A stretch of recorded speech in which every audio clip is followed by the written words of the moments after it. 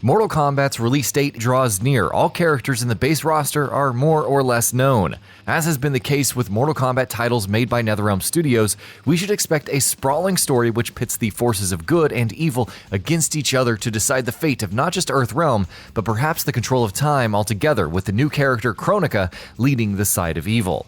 She has recruited a set of villains to her service to accomplish her goals, as Shao Kahn has done in his time with both the Centaurian Motaro and the Shokan warrior Kintaro.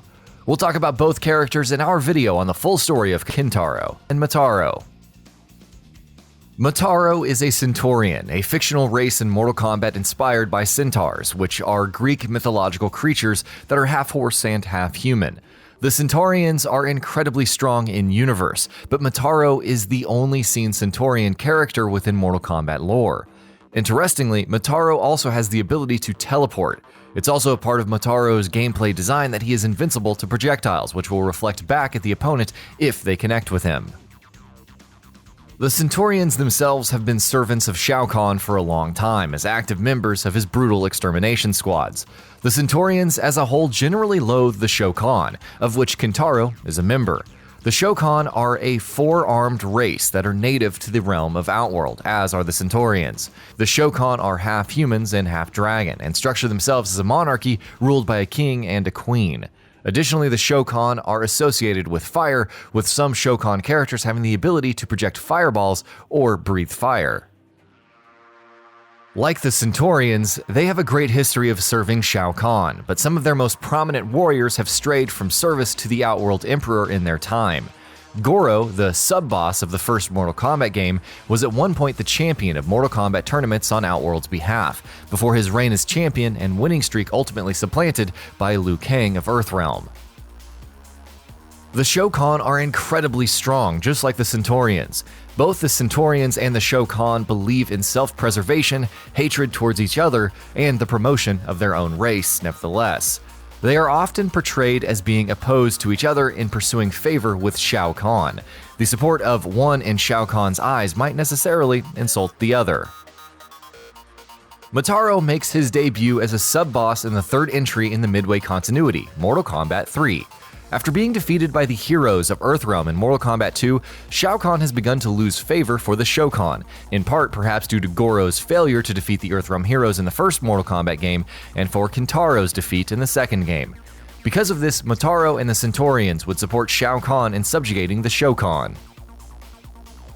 In the invasion of Earthrealm that precedes the events of Mortal Kombat 3, Motaro of the Centaurians is made leader of the extermination squads, meant to kill humans and any who would oppose the will of Shao Kahn. Canonically, he is responsible for killing Johnny Cage. Interestingly, Motaro is also responsible for saving Kano after he loses in a fight to Sonya Blade during the events of Mortal Kombat 3. The conclusion of their fight sees Sonya tossing Kano off of a building. Motaro brings Kano to Shao Kahn so that Kano can recover. Kano himself being a mercenary who was in the employ of Shao Kahn, but Kano would nevertheless be imprisoned for his failure to stop Earthrealm and defeat Sonya. However, Shao Kahn's decision to subjugate the Shokan and Motaro's appointment as military leader instead of a Shokan would invite the wrath of the female Shokan warrior, Shiva. Shiva would bargain with the imprisoned Kano to assassinate Shao Kahn. While Motaro was assigned to guard Kano's cell, Shiva would later ambush Motaro and nearly kill him, though she thought he had died after their fight. Motaro is not seen for quite some time in the Midway continuity, all the way up until the last game in the timeline, Mortal Kombat Armageddon. Motaro does make a cameo appearance in Mortal Kombat Deception's Conquest mode, though not as a playable character or a character with any real impact on the plot, and the same applies for Kintaro. As for Motaro's role in Armageddon, he has been transformed into a Minotaur, a Greek mythological creature. This transformation affected all of the Centaurians and is due to a Shokan placing a curse on them. Armageddon is notably distinguished for staging a great war between heroic and villainous characters. While Motaro participates alongside the other villains, he is ultimately slain. The battle between good and evil is won by Shao Kahn as he strikes down Raiden, the last remaining hero. But before he can perish, Raiden sends his memories and experiences to a past self, at the moment before the events of the first Mortal Kombat game, thus founding the events of Mortal Kombat 2011 and the Netherrealm continuity. Motaro himself doesn't prominently figure into the story. During Striker's story mode chapter late into the game, Motaro is seen fighting against Johnny Cage. Raiden, aware of Johnny Cage's death to Motaro in the Midway timeline, moves to save him from death by Motaro and ends up killing Motaro. This is the extent of his involvement in the game and in the Netherrealm continuity thus far. Next, we will discuss Kintaro, who first appeared in Mortal Kombat 2. Kintaro succeeds Goro as the sub-boss of the game. Goro goes missing after losing to Liu Kang at the end of the first Mortal Kombat game, himself enraged in a fight with Sonya, Kano, and Johnny Cage that leads to his mysterious disappearance until Mortal Kombat 4. However, his disappearance until then is understood to be his death, and Kintaro steps up to avenge Goro in the second game.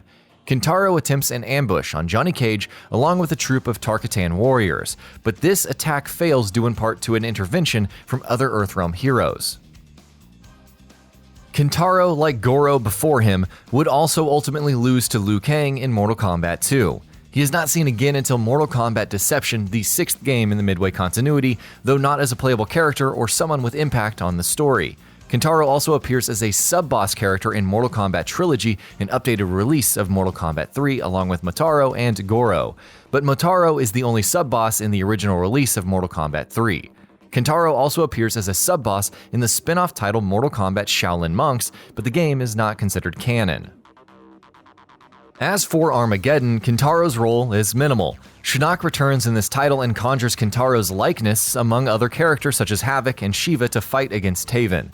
Kintaro later appears in the Battle of Armageddon and fights along with the rest of the villains, but is later slain. Kintaro does appear in Mortal Kombat 2011, the first title in the Netherrealm continuity, and figures as a prominent member of Shao Kahn's army. Kintaro is defeated by Kung Lao in the latter's story chapter after Kung Lao has successfully defeated the team of Shang Tsung and Quan Chi.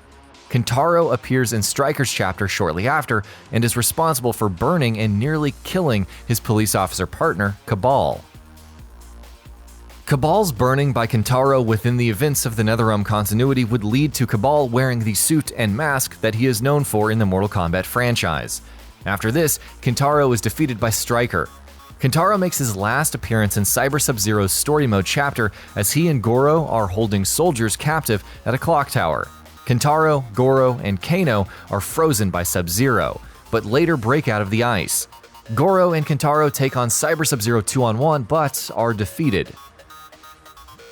Kintaro doesn't appear in Mortal Kombat 10, the next game in the continuity. In the Mortal Kombat 10 comics, the events of which precede the game itself, Kintaro is slain by a combined assault from Jackie Briggs, Cassie Cage, and Sonya Blade, with Sonya tearing off Kintaro's head.